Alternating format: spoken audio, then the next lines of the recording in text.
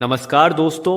आज हम एक ऐसे सच की तरफ चलेंगे जिसे सुनकर कई लोग असहज हो जाते हैं, कई गुस्से में आ जाते हैं और कई लोग सोच में पड़ जाते हैं। हम बात करेंगे उन शिव की जिन्हें आज हम महादेव कहते हैं। लेकिन क्या आप जानते हैं, इतिहास की कई किताबें कहती हैं कि शिव असल में भारत के मूल निवासी लोगों के लोक देवता थे। बाद में आर्यों ने उन्हें अपनाया, बदला और वैदिक व्यवस्था में महादेव के रूप में फिट कर दिया। सुनने में यह थोड़ा चौंकाने वाला लगता है और सच कहूं तो कई बुद्धिजीवी इसे पढ़कर चकरा जाते हैं। लेकिन डरने की कोई ज़रूरत नहीं है। मैं आपको इस पूरे मामले को एक कहानी की तरह बहुत आसान उदाहरणों के साथ समझाऊंगा। ज़रा कल्पना कीजिए, हजारों साल पहले का भारत। न कोई भव्य मंदिर, न कोई वेद पाठ, न कोई यज्ञ हवन। बस जंगलों के बीच रह रहे लोग, आदिवासी, शिकारी, किसान। इन लोगों का देवता कोई आकाश में बैठा राजा नहीं था। उनका देवता था उनके बीच, पहाड़ों में, नदियों में, जानवरों के झुंड में। वह देवता सादा था, बिल्कुल लोक जैसा, भस्म लगाता, जटाएं रखता, जंगली पशुओं का साथी। यही था शिव। इन लोगों के लिए शिव पूजा का नाम नहीं, जीवन का हिस्सा थे। किसी भी जाति, किसी भी नियम का बंधन नहीं। कोई भी उनके पास जाकर कह सकता था, भोलेनाथ मदद करो। लेकिन जब उत्तर पश्चिम से आर्य लोग आए, अपने साथ लाए मंत्र, यज्ञ, अग्नि और देवताओं की वैदिक व्यवस्था, उन्होंने शिव को देखा तो पहले तो उन्हें समझ नहीं आया। वैदिक देवता थे इंद्र, वरुण, अग्नि, और यहां एक ऐसा देवता दिखा जो श्मशान में रहता है, भूतों का साथी है, किसी ब्राह्मण की अनुमति नहीं मांगता। उन्हें यह देवता असभ्य और भयानक लगा, इसलिए उन्होंने उसे रुद्र कह दिया, एक डरावना गुस्सैल देव। लेकिन समस्या यह हुई कि आम लोग शिव के दीवाने थे। वे उन्हें छोड़ने वाले नहीं थे। आर्यों के देवता दूर आकाश में रहते थे, पर शिव तो यहीं धरती पर मिल जाते थे। यही कारण है कि धीरे धीरे आर्यों को शिव को अपनी परंपरा में शामिल करना पड़ा। उन्होंने रुद्र को महादेव बना दिया, लोकदेव को वैदिक देव में बदल दिया। विद्वानों ने इस पूरी कहानी को दर्ज भी किया है।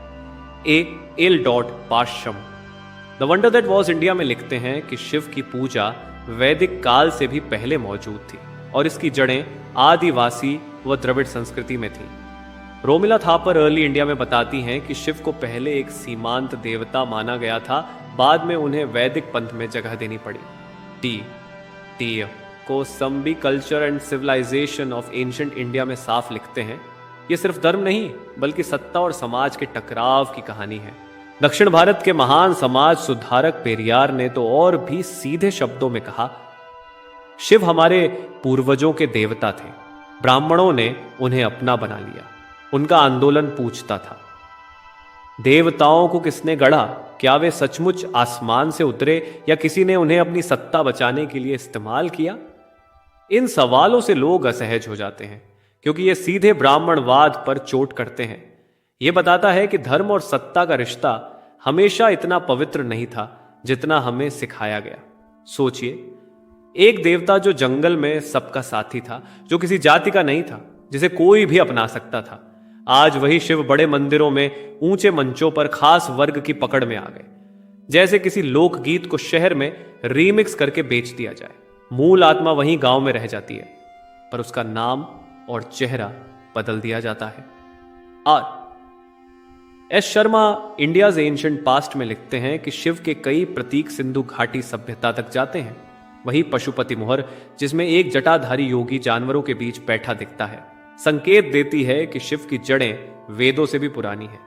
हेनरिक जिम्मर और डेविड गॉर्डन फाइट बताते हैं कि शिव का योगी रूप और तांत्रिक रूप सीधे आदिवासी और शमन परंपराओं से जुड़े हैं।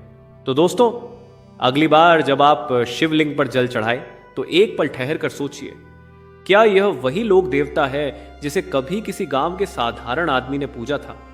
क्या यह वही शिव है जिसे किसी जाति धर्म के ठेकेदार ने बाद में अपने ढांचे में फिट कर दिया? यह सवाल सिर्फ इतिहास का नहीं, हमारे वर्तमान का भी है। जैसे आज भी सत्ता और धर्म एक दूसरे का सहारा लेते हैं, वैसे ही तब भी हुआ। पर असली शिव आज भी किसी भव्य मंदिर में नहीं, किसी नदी के किनारे बैठे साधु की आंखों में मिलते हैं, बिना किसी बिचौलिए के। पेरियार का एक और कथन याद आता है, देवताओं का इतिहास जनता के इतिहास से अलग नहीं, लेकिन सत्ता हमेशा जनता के देवता को अपना देवता बनाने की कोशिश करती है। यही बात शिव पर भी लागू होती है।